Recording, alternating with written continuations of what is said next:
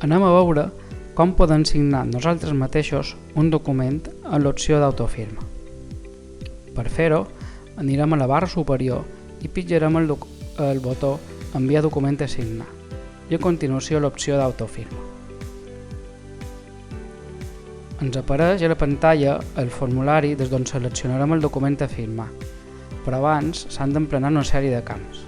El primer de tot és el títol, que ens permetrà identificar la petició de firma que anem a realitzar.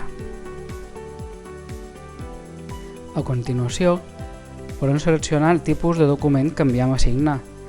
Aquí apareix en el desplegable tota una sèrie de tipus de documents que són els que estan definits a la norma tècnica d'interoperabilitat del document electrònic.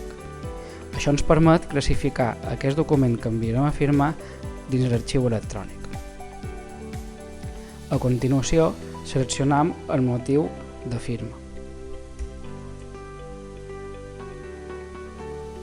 Més a baix podem veure el codi DIR3 que es correspon al codi DIR3 de la unitat orgànica on està escrit l'usuari que està empleant l'aplicació d'EnviaFIP.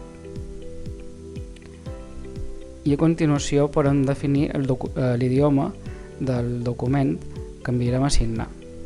Finalment, hem de seleccionar el fitxer que volem signar. Es pot fer de dues formes, o bé a través del botó, on s'obrirà una finestra on anirem a cercar dins el nostre ordenador el document a signar i el seleccionam, o bé el que es pot fer és també des de la mateixa carpeta on hi ha el document que volem firmar, el podem arrossegar dins aquesta àrea central i estarà disponible per ser signat. Una vegada seleccionat el fitxer, simplement hem de despitjar el botó Signar.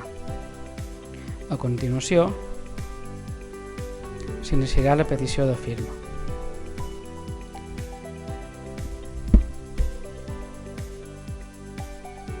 S'obrirà Autofirma, que el tenim instal·lat al nostre ordenador, i ens permetrà seleccionar el certificat electrònic amb el que volem signar aquell document.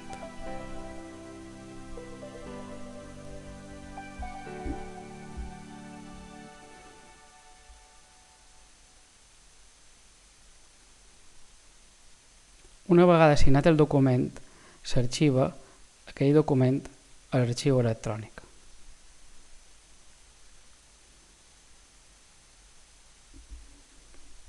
Finalment, ja tenim disponible a la part central de la pantalla principal d'EnviaFIP el document signat. Aquí veus la petició de firma que hem creat,